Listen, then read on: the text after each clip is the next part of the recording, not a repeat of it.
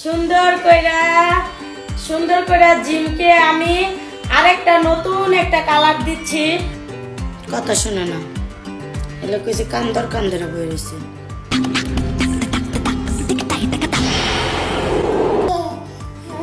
বিসমিল্লাহ বিসমিল্লাহ কও, বিসমিল্লাহ কও। জিবলাটা বার করছো তো?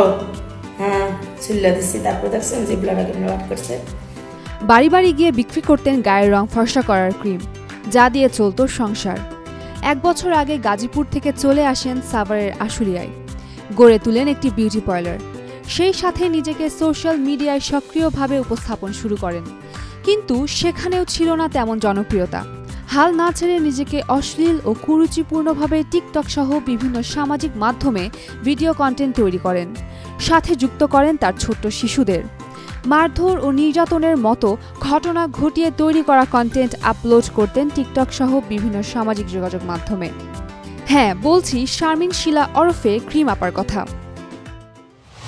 বিভিন্ন সামাজিক যোগাযোগ মাধ্যম ও টিকটকে আলোচিত সমালোচিত ক্রিম আপাকে বৃহস্পতিবার 10 এপ্রিল রাতে সাভার উপজেলা সমাজসেবা কার্যালয় থেকে গ্রেপ্তার করেছে আশুলিয়া থানা পুলিশ। এর আগে ভিডিওতে এসে পরিবার নিয়ে আত্মহত্যার হুমকি দিয়েছিলেন তিনি।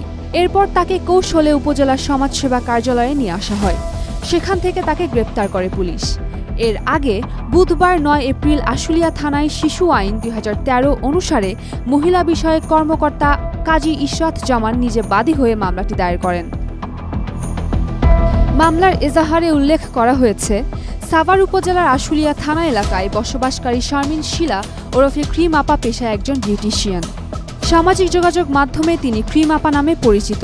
তিনি মেকআপের জন্য কাজ করা সহ বিভিন্ন ধরনের ক্রিম তৈরি করে বিক্রি করেন।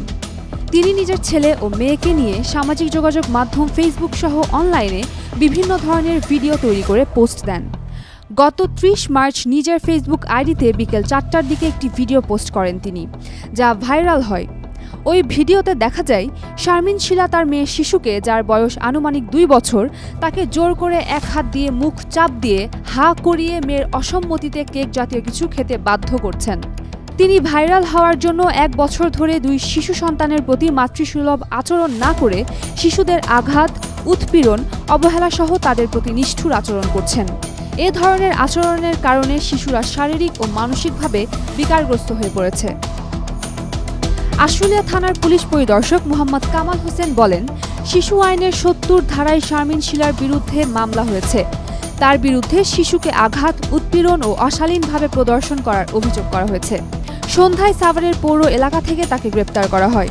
পরে তাকে আশুলিয়া থানায় নিয়ে আসা হয়েছে। সাভার উপজেলা মহিলা বিষয়ক কর্মকর্তা কাজী ইশরাত জামান জানান, তার বিরুদ্ধে নিজে উদ্যোগ নিয়ে মামলাটি করেছি। সে তার বাচ্চাদের যা শিক্ষা দিচ্ছেন সেগুলো অনুচিত।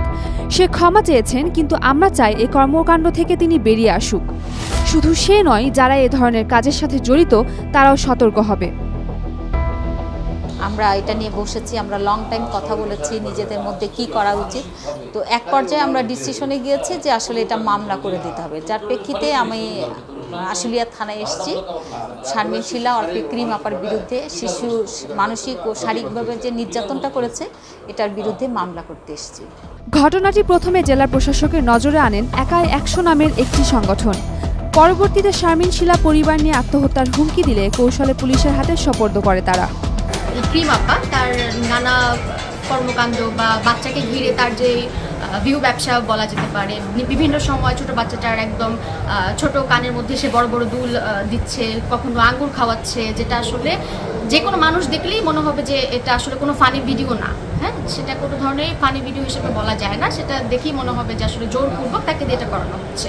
এবং যখনই তার ব্যাপারে সরকারিভাবে মামলা করা হয়, সেই মামলার পরেও তিনি সপরিবারে বাচ্চাদেরকে নিয়ে তিনি বারবার হুমকি দিচ্ছিল যে সে পুরো পরিবার সহকারে সুইসাইড করবে। আমাদের যেহেতু সাভারের ঘটনা, আমরা ঢাকার জেলা প্রশাসক মহোদয় বরাবর একটা স্মারকলিপি প্রদান করলাম যে যেন দ্রুত কোনো ব্যবস্থা নেওয়া হয়। কারণ বাচ্চাটাকে দিয়ে এমন কাজ করাচ্ছে যে কুলি করে মুখে ফেলতেছে, তাকে কানের দুল পড়াচ্ছে, জোর করে খাবার খাওয়াচ্ছে, যেমন আঙ্গুর, যেটা 2 বছরের বাচ্চার জন্য একদমই খাওয়া উচিত না, ঘুমাইতে দিচ্ছে না, যে কোনো সময় মারতেছে।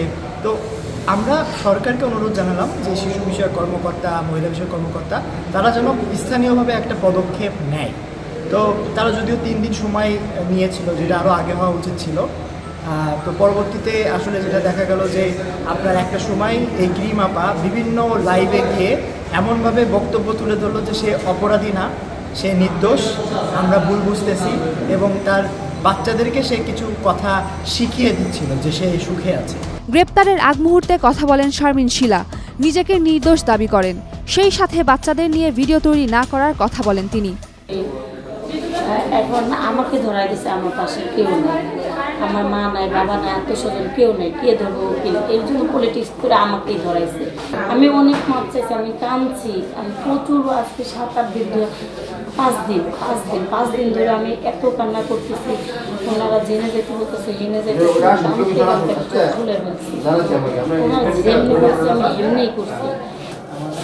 ওনারা এমনভাবে লাগছে যে আমার একদম আমার ফ্যামিলিটাকে ধ্বংস করে দেবে, এমনভাবে একদম পরিকল্পনাভাবে এটা লাগছে।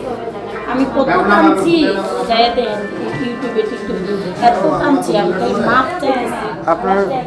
চাইতেছি আমার লোক। সম্প্রতি শারমিন শিলা ভিউ পেতে অনলাইনে টাকা আয়ের জন্য নিজের সন্তানকে ক্যামেরার সামনে এনে নানাভাবে নির্যাতন করছেন বলে অভিযোগ ওঠে। গত রবিবার 6 এপ্রিল একাই 100 নামের শিশুদের সুরক্ষার সামাজিক আন্দোলনের পক্ষে সাদাত রহমান সহ অন্যরা ঢাকা জেলা প্রশাসকের কার্যালয়ে ক্রিম আপার বিরুদ্ধে স্মারকলিপি জমা দেন। জেলা প্রশাসকের কার্যালয় থেকে 3 দিনের মধ্যে কার্যালয়ে ব্যবস্থা নেওয়ার আশ্বাস দেওয়া হয়। স্মারকলিপির অনুলিপি মহিলা ও শিশু বিষয়ক মন্ত্রণালয়ের উপদেষ্টা এবং সমাজসেবা অধিদপ্তরের মহাপরিচালক বরাবর দেওয়া হয়। Umme Rumman Kranti, Daily Sun. For more updates, follow us on Facebook. Subscribe our YouTube channel. Get the latest update on www.daily-sun.com.